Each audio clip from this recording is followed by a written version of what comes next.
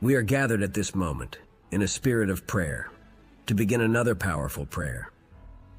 Today is another day in our prayer journey, focused on the powerful Psalm 91.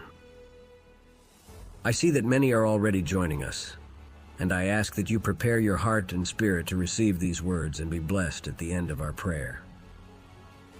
In Mark 16:15, it says, "And he said to them, 'Go into all the world and preach the gospel to every creature.'" This passage reminds us of the importance of sharing the message of faith and hope. Jesus instructs us to spread the word of God to all corners, touching hearts and transforming lives. This shows us that our mission is not only to live our faith personally, but also to be instruments of God to bless others. When we gather in prayer, we prepare our hearts and spirits to be receptive to divine blessings and teachings. It is in this moment of communion that God strengthens and guides us. Group prayer creates a chain of faith that can transform difficult situations into testimonies of victory. Imagine a lamp that needs electricity to light up. Similarly, our soul needs prayer to illuminate with the presence of God. Just as light dispels darkness, prayer dispels despair, bringing clarity and hope to our lives. By preparing our hearts and spirits for prayer, we become receptive to the blessings God has reserved for us. Just as a lamp lights up with electricity, our lives fill with light and purpose through faith and communion with God. The mission to bring this light to others is fundamental, following the example of Jesus. Prepare your heart and spirit, for through prayer you will illuminate with the blessings of God and be a light to the world. I believe many of you are at home or commuting to work, but regardless of where you are listening, pay attention.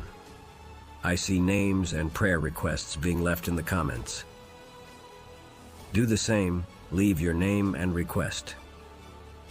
Today, I want to present your desires, needs, and dreams to God. We are in prayer every day precisely to strengthen our relationship with God, and today I have a powerful message from God for you.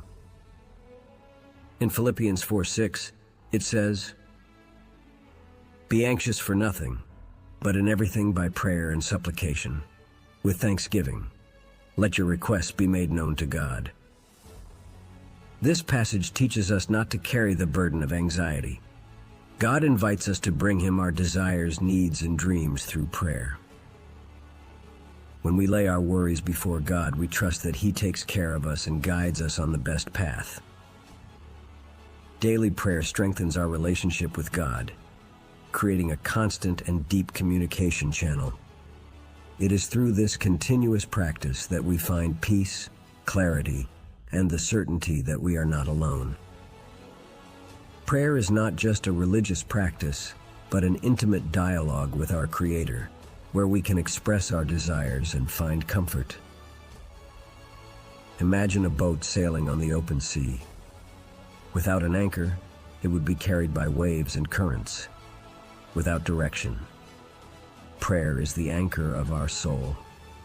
It keeps us firm and stable, even amidst life's storms, providing a point of security and guidance. By presenting our desires, needs, and dreams to God in prayer, we strengthen our faith and trust in Him. The daily practice of prayer is fundamental for a balanced and purposeful spiritual life. God has a powerful message for each of us, and by turning to Him we receive guidance and peace. Present your desires, needs, and dreams to God, and find strength and direction in daily prayer. God has sent me to tell you that He will rescue you from financial and emotional difficulties. He is working to bring you out of this dark place. Be patient, for God is already working in your life. He will stop you from sinking and put a new song in your mouth. What is a test today will become a testimony. The story of Joseph, the son of Jacob, is a perfect example of how God works in our lives, even in moments of great difficulty.